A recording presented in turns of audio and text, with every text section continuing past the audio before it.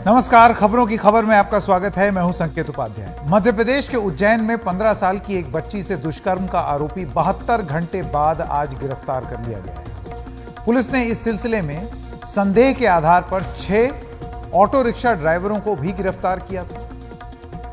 इन्हीं से एक आरोपी को पुलिस ने पूछताछ के बाद गिरफ्तार कर लिया। कल ही हमने आपको बताया था कि यह बच्ची उज्जैन में किस तरह बदहवास हालत में 8 से 10 किलोमीटर पैदल चलती रही। इस दौरान उसने कई लोगों से मदद मांगी, कई दरवाजे खटखटाए, लेकिन किसी का दिल नहीं पसीजा। कोई मदद को बाहर नहीं आया। बच्ची को देखकर भी मुंह फेरते रहे। अंत में एक पुजारी आचार्य राहुल शर्मा फरिश्ते की तरह आए। उन्होंने इस परेशान बच्ची को देखा तो तुरंत अपना कुर्ता उतारकर उसे उठाया और फिर पुलिस को इत्तला की। इंसानियत पर भरोसा कायम रखने वाले इस फरिश्ते से हम आगे बात भी करेंगे। आपको दिखाएंगे कि किस तरीके से हमारी प्रस्तुति में उनसे हमने बात भी की। लेकिन पहले इस पूरी घटना पर हमारे सहयोगी अनुराग द्वारी की ये रिपोर्ट, जो बता रही है कि इस पूरी घटना में पुलिस के बयान और दस्तावेजों में कई विसंगतियां हैं। 15 साल की बिटिया बलात्कार के बाद खून से लथपथ 8 से 10 किलोमीटर पैदल चलती रही। 72 घंटे बीत गए तब जाकर एक आरोपी गिरफ्तार हुआ। पकड़ने में वो घायल भी हुआ है, उसको कठोरतम दंड दिया जाएगा। हम कसर नहीं छोड़ेंगे अपराधी को कड़ी सजा दिलाने में। मैं लगातार हर घंटे स्थिति पता कर रहा था। इस तरह के अपराधी समाज में रहने के लायक नहीं है, काबिल नहीं है। उसने मध्य प्रदेश की आत्मा को घायल किया, लेकिन ऐसे अपराधी को कठोरतम दंड मिले, इसमें कोई कसर नहीं रहेगी। वो मेरी बेटी है, मध्य प्रदेश की बेटी है, मैं चिंता करूंगा। 5 टीमें आरोपी की तलाश में जुटी थीं। पुलिस को देखकर उसने भागने की कोशिश की, जिसमें वो घायल हो गया। पीड़ित भी मध्य प्रदेश के ही एक जिले की है, जो कि उज्जैन से 700 किलोमीटर दूर है। सतना में उसकी एक दिन पहले की गुमशुदगी थी। उसके बाद वो 25 तारीख को यहाँ पे दिखी हैं। दिखने के बाद एक ऑटो में बैठते हुए जाना पाया गया था। उस ऑटो को जब हम लोगों ने देखा तो उसमें बैक सीट में ब्लड स्टेन्स वगैरह थे। पूछताछ में उसके दौरान ये बताया गया कि वो उसके ऑटो में बैठी थी, उसकी बातचीत वगैरह हुई थी और कुछ समय तक जो विक्टिम है उसके साथ वो घूमा था। बाकी के भी जो टेक्निकल साक्ष्य थे, 2-2.5 घंटा या 4 घंटा जो वो सतना से आने का उज्जैन में जो रही, वहाँ पे वो किस किस से मिली, क्या क्या उसकी बातचीत हुई, सबको हम लोगों ने बैक ट्रैक किया और अब तक लगभग 5 लोगों से पूछताछ जारी है। वो अपने बब्बा के साथ रहती है, जो कि मजदूरी का काम, बकरी चराने का काम करते हैं। उसके पिता जो हैं वो मंदबुद्धि हैं। माँ उसके साथ नहीं रहती है, करीब 10-12 साल पूर्व ही उनको छोड़ के अलग कहीं रह रही हैं। और एक बड़ा भाई है। जैसे ही उज्जैन पुलिस और मीडिया के द्वारा ये ज्ञात हुआ कि उसका बच्ची के द्वारा क्या ड्रेस पहना गया है, तो उस पर तत्काल संज्ञान लेते हुए उसके परिजनों से उसकी तस्दीक कराई गई थी और एक वरिष्ठ टीम जो है रवाना हुई है और वो बच्ची से और उसके परिजनों से पूछताछ करके और उससे पहचान करवा के उस पर आगे वैधानिक कार्रवाई करी जाएगी। हालांकि पुलिस के बयान में विरोधाभास है। बुधवार को उज्जैन के एसपी सचिन शर्मा ने कहा था कि लड़की अपने माता पिता का नाम ठीक से नहीं बता पा रही है। उसके उच्चारण से लगता है कि वो उत्तर प्रदेश से है। हालांकि एनडीटीवी के हाथ जो एफआईआर लगी है उसमें उसके परिजनों के नाम दर्ज हैं, उसका बयान भी है। एक वरिष्ठ पुलिस अधिकारी ने एनडीटीवी को बताया है कि लड़की 8वीं की छात्रा है। वो अपने दादाजी और बड़े भाई के साथ रहती है। रविवार शाम को गुमशुदा हुई थी और उसी दिन उसके परिजनों ने उसकी गुमशुदगी की रिपोर्ट भी दर्ज कराई थी। पुलिस जांच के दौरान जो नया सीसीटीवी फुटेज सामने आया है उसमें लड़की को उज्जैन के पास घूमते हुए देखा जा सकता है। नई तस्वीरों में वो सुबह 3 बजे स्कूल यूनिफॉर्म में दिखती है, लेकिन कुछ घंटों बाद उसे सीसीटीवी में आधे कपड़ों में खून से लथपथ देखा गया। इससे पता लगता है कि अपराध सोमवार सुबह हुआ, ये भी कि वहाँ के लोगों ने उसकी कोई मदद नहीं की। लेकिन जब उज्जैन के पुलिस अधीक्षक से इस चौंकाने वाले दृश्य के बारे में पूछा गया तो उनका जवाब भी कम चौंकाने वाला नहीं था। उन्होंने कहा कि कुछ लोगों ने पीड़ित की आर्थिक मदद की।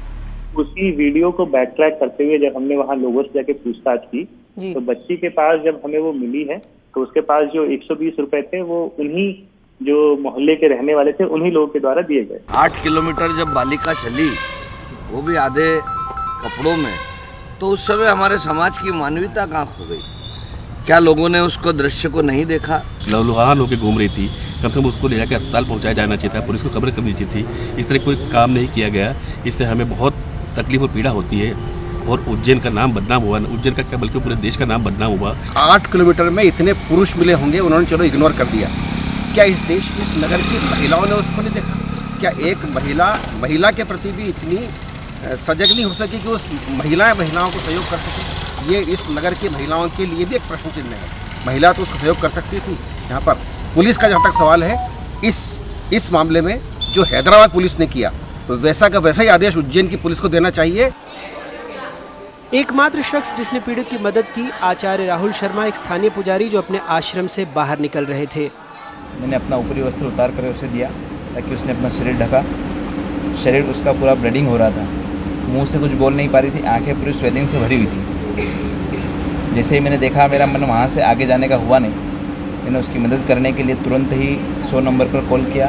2-3 बार वहाँ से कॉल कटा, कोई व्यवस्था नहीं बन पाई। फिर तत्पश्चात हमने वापस पुनः महाकाल थाने में जो हमारे कुछ लोग हैं वहाँ उन्हें कॉल किया, उनसे फिर नंबर लिए सब, फिर महाकाल थाने में रिपोर्ट दर्ज कराई। फिर 100 नंबर पे पुनः रिटर्न कॉल किया। जब 10-20 मिनट वह मेरे पास रही तो उसे मेरा विश्वास हुआ।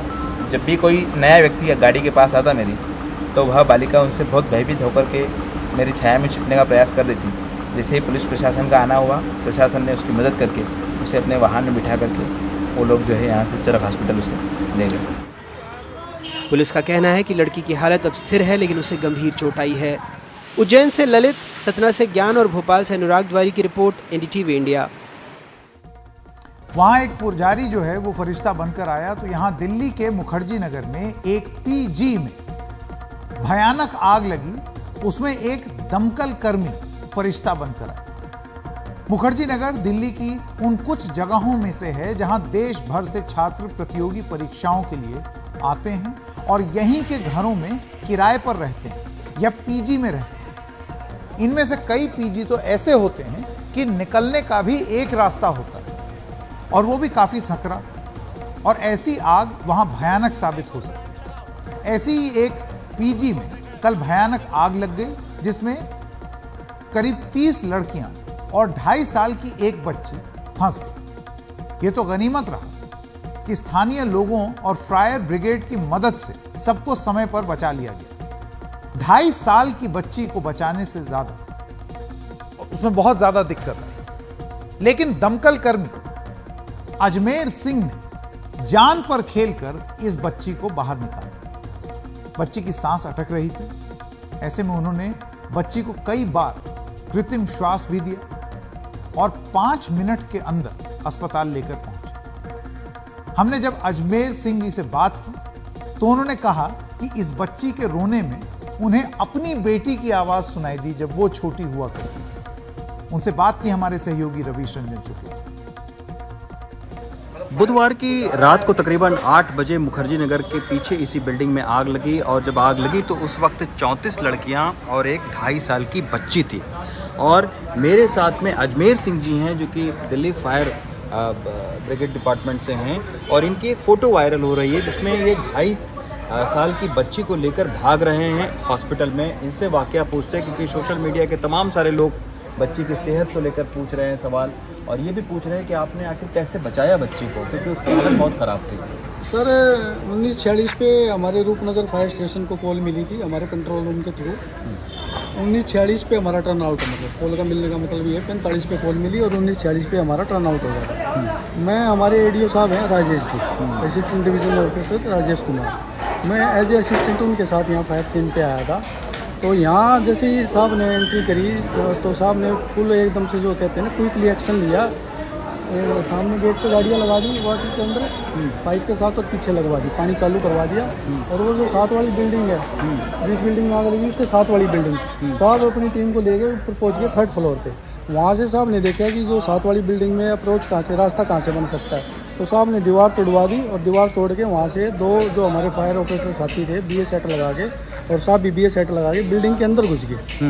अंदर घुसने के बाद उन्होंने देखा ये जो बच्ची थी ये अनभी 2 साल की, ये बच्ची उनके हाथ लगी, ये गिल्ली थी बिल्कुल, और ये बिल्कुल बेहोश थी। मतलब बेहोश का उस टाइम तो हमें भी नहीं पता था ये बच्ची जिंदा है या भाई क्या है। तो साहब मैं इसको 4th फ्लोर के पहले ही बोल गया था कि 4th फ्लोर पे खड़े रहना, हो सकता है कि टेरेस के रास्ते में तुम्हें कैजुअलिटी दूँ या कोई बॉडी दूँ, उसको लेके जाना तुरंत हॉस्पिटल में। तो सबसे पहले साहब इस बच्ची को माउंटी गेट तक लेके आए और उन्होंने मेरे हैंड ओवर कर दी। मैं 7 वाली बिल्डिंग पे ही जंप करके और माउंटी से होता हुआ इस गली से भागता हुआ वह सिग्नेचर अपार्टमेंट के वहाँ एक बाइक वाले से मैंने लिफ्ट लिए। उसको मैंने सीधा बोला कि न्यू लाइफ हॉस्पिटल ले चलो, न्यू लाइफ हॉस्पिटल का मुझे पता, नज़दीक भी वही था। तो वो खुदा ना खास्ता वो बाइक वाले भी डॉक्टर निकले। उन्होंने मेरे को बोला कि अजमेर इसको है ना आप CPR दो बच्ची को, कृत्रिम सांस। हाँ कृत्रिम सांस दी। मैंने जो तरीका बता रहे थे, हमें भी वैसे ट्रेनिंग में सिखाया जाता है, तो ऐसी कोई बात नहीं है। तो मैंने उसको 3 बार बच्ची को रास्ते में कृत्रिम सांस दी है, लेकिन उसका कोई मूवमेंट नहीं था बॉडी में। तो उस टाइम भी मैं यह था कि पता नहीं क्या होगा, भगवान क्या करेगा, बचाएगा। लेकिन चलो हम ड्यूटी कर रहे थे न्यू लाइफ हॉस्पिटल में। डॉक्टर फिरोज खान और वो जो मेरे साथ वो डॉक्टर थे, उन्होंने उस बच्ची को जाते ट्रीटमेंट शुरू करा। थोड़ी देर बाद ट्रीटमेंट करने के बाद वो बच्ची रोने लग गई। अच्छा।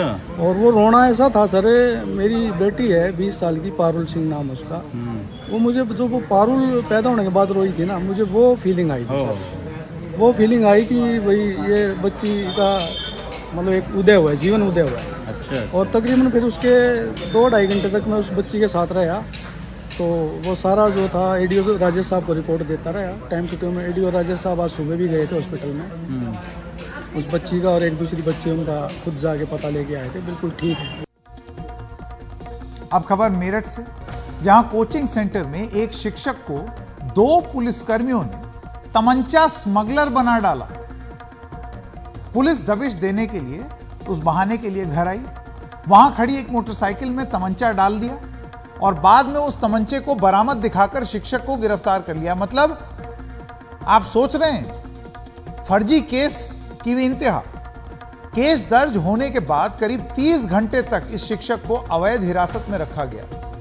तो वो घर में लगे CCTV कैमरे में पुलिस वालों की ये सारी कारस्तानी कैद हो गई। इसी के आधार पर शिक्षक की बहन ने IG को शिकायत की, तस्वीरें दिखाई, तब जाकर के पुलिस ने एक्शन लिया। अब आप अगर सोचिए कि अगर ये CCTV कैमरा ना होता तब तो कर जाती खेल। उत्तर प्रदेश की पुलिस के इस तरीके के लोग जो फर्जी मुकदमा दर्ज कर रहे थे और एक अच्छे भले शिक्षक को तमंचा स्मगलर साबित करने पर आमादा थे। सहयोगी सौरभ शुक्ला की रिपोर्ट। सर आपके पास वीडियो पहुंच गई होगी। सर हम बहुत परेशान हैं। रात के अंधेरे में मेरठ IG कार्यालय पर अपने दुधमुहे बच्चों के साथ खड़ी महिलाओं का ये वीडियो 26 और 27 सितंबर की रात का है। Meerut IG office Meerut IG आवास के परिसर में ही है, इसलिए उम्मीद थी कि रात में उसकी फरियाद सुन ली जाएगी, मगर ऐसा नहीं हुआ। रात भर खुले आसमान के नीचे गुजारने के बाद सुबह 11 बजे IG ने राखी की शिकायत ली।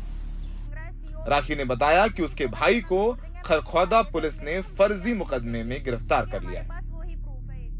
अपनी फरियाद के साथ राखी ने घर में लगे CCTV कैमरे की फुटेज भी IG को दिखाई, जिसमें एक पुलिस वाला घर में खड़ी बाइक के बैग में तमंचा डालते हुए दिखाई दे रहा है।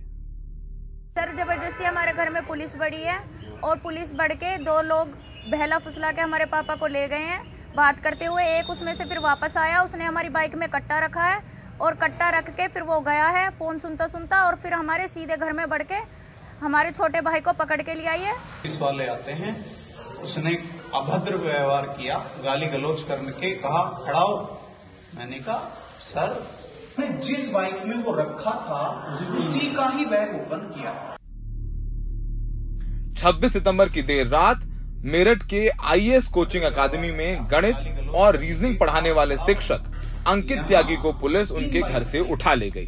करीब 8 बजे पुलिस के 2 सिपाही घर के अंदर आए और घर में तलाश शुरू कर दी।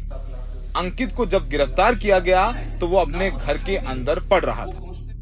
CCTV कैमरे में एक सिपाही घर में घुसते वक्त बाइक के बैग में तमंचा डालते हुए दिखाई दे रहा है।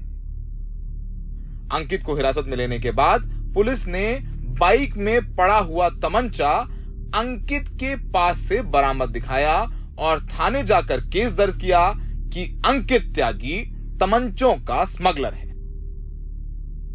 किया जा रहा है कि पुलिस के द्वारा कुछ संदिग्ध चीजें वहां पे की गई हैं, इस पूरे वीडियो की भी और जो उनके घर में सीसीटीवी फुटेज है इसकी पूरी जांच की जा रही है।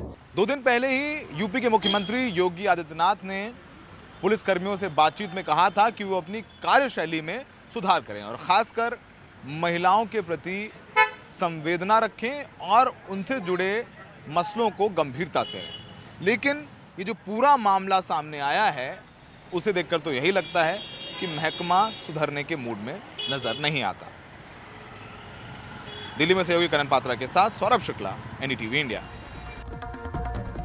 प्रोग्राम की शुरुआत हमने आपको कुछ फरिश्तों के बारे में बात करते हुए की। आइए आपको एक और फरिश्ते से मिलवाते हैं। ये है डॉक्टर MS स्वामीनाथन, वो शख्सियत जिसे भारत में हरित क्रांति का जनक कहा जाता है। 98 साल की उम्र में जाने माने कृषि वैज्ञानिक डॉक्टर स्वामीनाथन का आज चेन्नई में निधन हो गया। डॉक्टर स्वामीनाथन का निधन हमारे कृषि प्रधान देश के लिए एक ऐसे व्यक्ति का जाना है जिसने इस देश के करोड़ों किसानों की किस्मत बदलने में बड़ी भूमिका निभाई। डॉक्टर स्वामीनाथन ने देश में धान की अधिक पैदावार वाली जो वैरायटीज हैं, किस्में हैं, उनको तैयार करने में एक अहम योगदान दिया, जिससे भारत में किसानों को उनकी आय बढ़ी। वो योजना आयोग के सदस्य थे, Indian council of agricultural research यानी कि ICAR के महानिदेशक और इंटरनेशनल राइस रिसर्च इंस्टीट्यूट के महानिदेशक जैसे कई बड़े और अहम पदों पर वो रहे। NDTV ने 2013 में उन्हें greatest global living legend award से सम्मानित किया था। उस कार्यक्रम में उन्होंने कहा था कि मुल्कों का भविष्य अनाज पर निर्भर करता है, बंदूकों पर नहीं। So the reports now say the younger generation do not want to take agriculture because it's a very risky profession and low income and so on. But I think the future belongs to nations with grains and not guns. Guns you can purchase, but grains you cannot purchase. Thank you very much.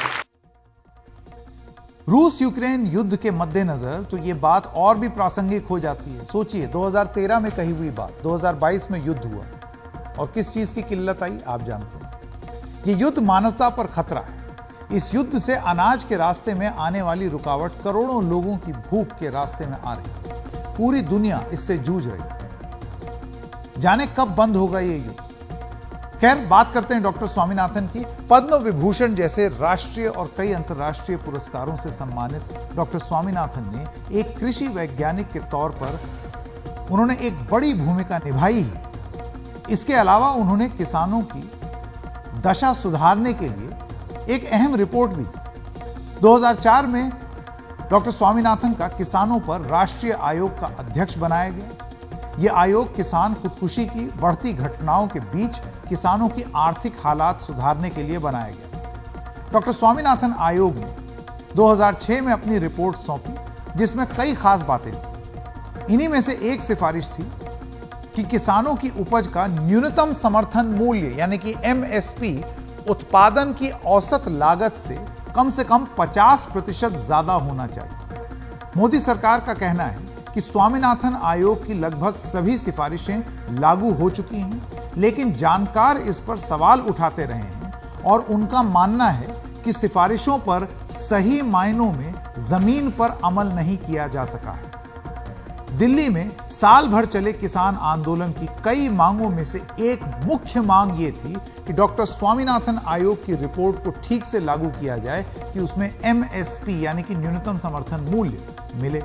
एक नजर डालते हैं कि आयोग ने अपनी report में क्या कहा। डॉक्टर स्वामीनाथन आयोग ने किसानों की परेशानियों की कई मुख्य वजहें बताई, जैसे भूमि सुधार पूरी तरह लागू ना होना, पानी की कमी और खराब गुणवत्ता, आधुनिक टेक्नोलॉजी से ठीक से परिचित ना होना, किसानों को समय पर कर्ज न मिल पाना, किसानों की उपज की अच्छे दामों पर बिक्री ना हो पाना, अक्सर मौसम का साथ ना देना। आपने देखा ये मॉनसून कितना अजीब सा रहा, उसमें किसानों को कितनी दिक्कत हुई। आयोग के मुताबिक किसानों को मौलिक संसाधनों जैसे जमीन, पानी, कर्ज, इंश्योरेंस, टेक्नोलॉजी, कृषि संबंधी जानकारियां और बाजार उपलब्ध कराए जाने चाहिए। इस सब के मद्देनजर उन्होंने किसानों के लिए 201 सिफारिशें दी, जिनमें कुछ खास आपको हम यहां बता दिए।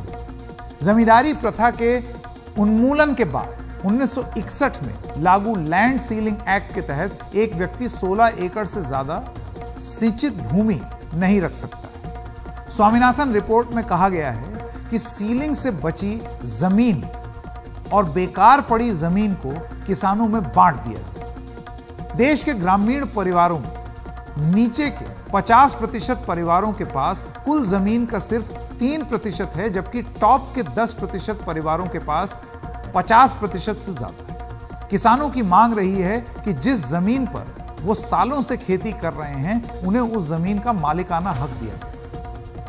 मुख्य रूप से खेती के लिए इस्तेमाल होने वाली जमीन और जंगलों को कॉरपोरेट सेक्टर और गैर कृषि कामों के लिए न जाने दिया जाए। आदिवासियों और चरवाहों को जंगल में मवेशी चराने और समय समय पर वहां जाने का अधिकार दिया जाए।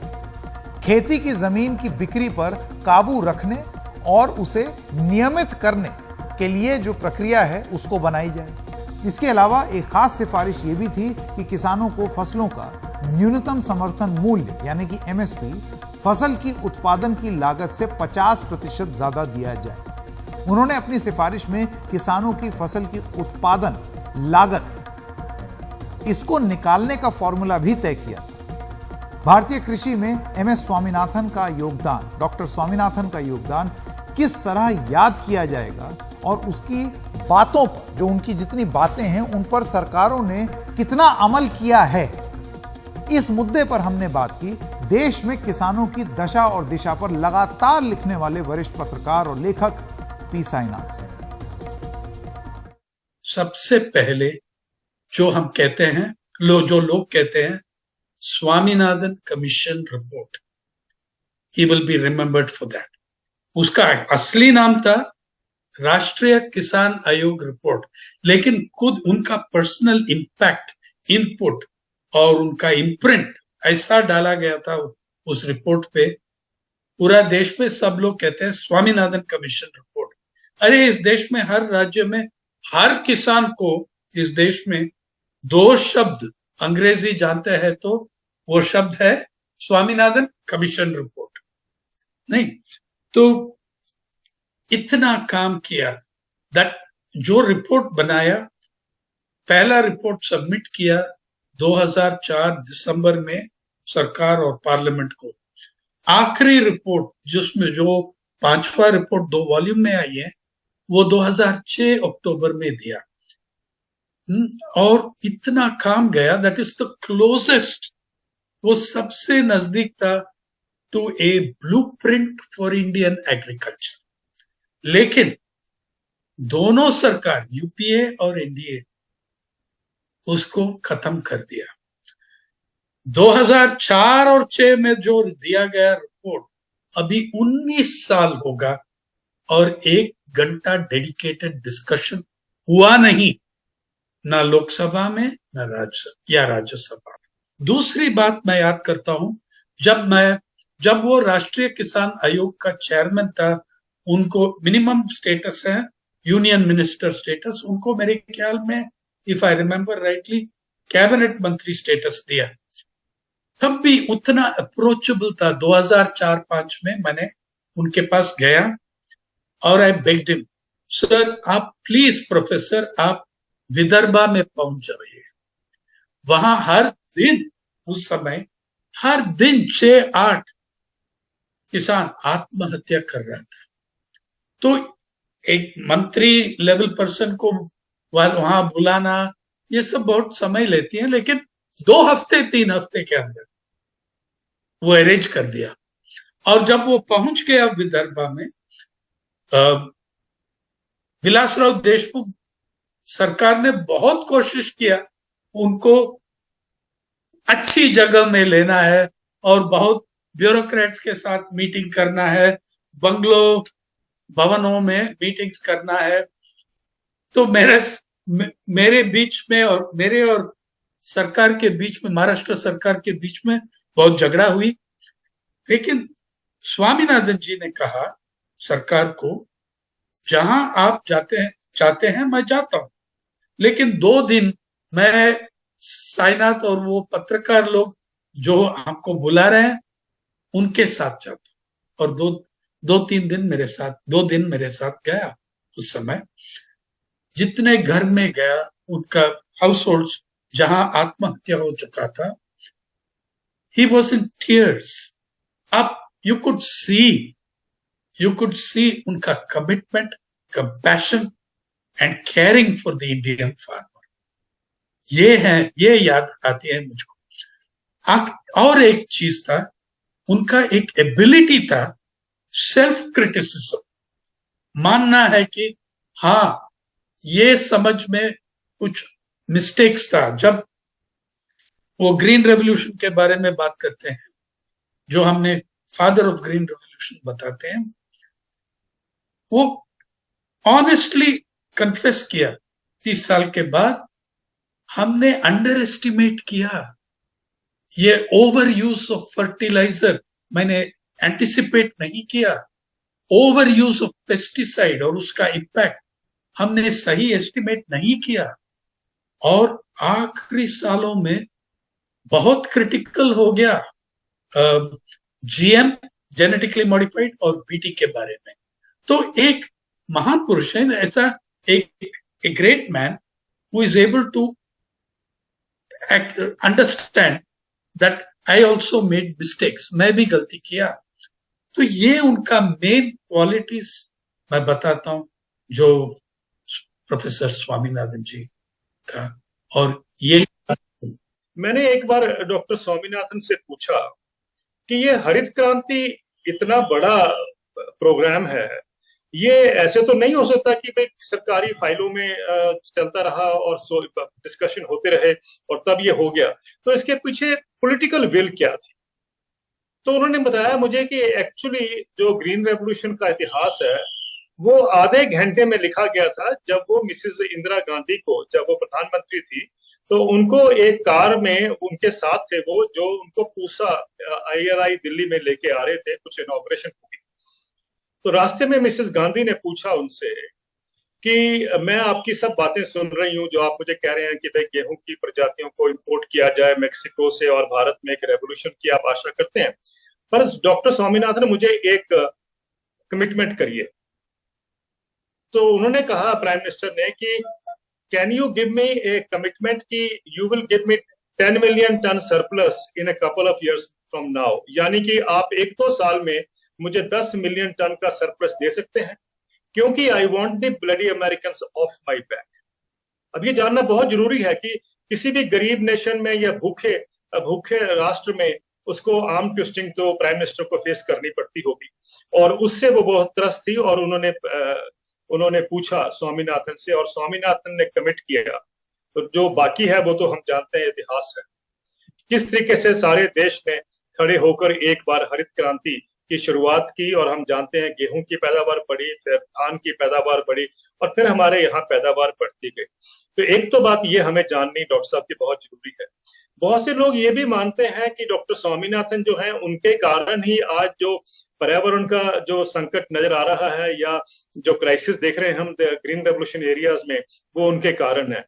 पर बहुत कम लोग जानते हैं कि 1968 में, यानी 3 साल या 2 साल जब ग्रीन रेवोल्यूशन शुरुआत हुई थी, तभी डॉक्टर साहब ने कहा था कि भाई अगर हम इंटेंसिव एग्रीकल्चर या हम जिस तरीके की खेती हम करते हैं, अगर हम उस तरीके से चलते रहे तो पर्यावरण का क्या हाल होगा, पेस्टिसाइड से कितने नुकसान होंगे, पानी का दोहन होगा, और सॉइल हेल्थ और जो बाकी हमें जो सॉइल की वेरिएबिलिटी मेंटेन करनी है वो सब इग्नोर होगा। ये उन्होंने वार्निंग पहले ही दी थी।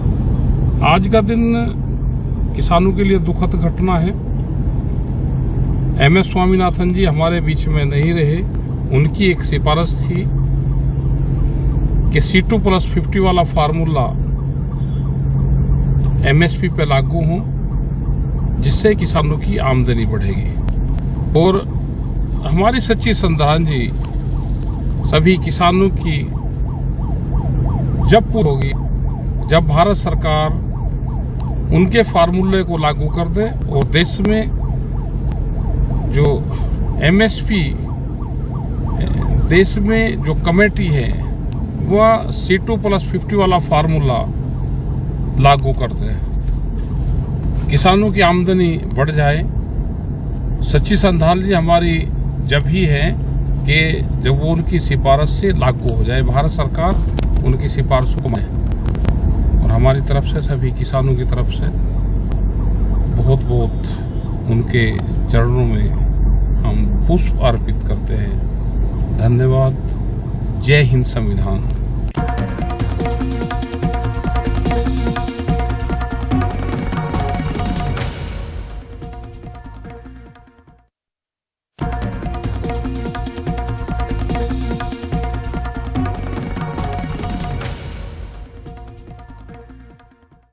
ब्रेक के बाद आपका स्वागत है। बेंगलुरु में ट्रैफिक जाम आम है, लेकिन बुधवार को ऐसा जाम लगा कि कई किलोमीटर का, आप ये समझिए कि कुछ कुछ जगहों पर 2-2 किलोमीटर का सफर 3 से 4 घंटे में तय हो पाया। यहां तक कि ऐसी तस्वीरें देखने को मिली कि लोग उसी जाम के बीच में से डोमिनोज का पिज्जा ऑर्डर कर रहे हैं और वो 30 मिनट में उनकी गाड़ी में डिलीवर हो जा रहा है, जाम के बीचों बीच।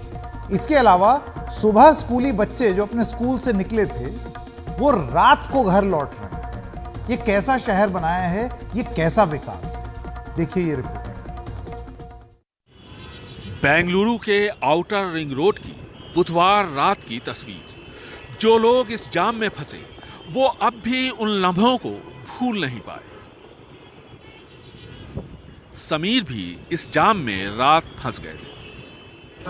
मैं वेलंदूर में और मैं जा रहा था वैसी की तरफ, मैं रात को पहुंचा हुआ। आई थिंक 2 किलोमीटर के रास्ते में 3-3.5 घंटे लगे। सड़क पर ट्रैफिक पुलिस वाले जाम में फंसे लोगों के साथ जद्दोजहद करते नजर आए। हद तब हुई जब पिज्जा की डिलीवरी जाम के बीच में।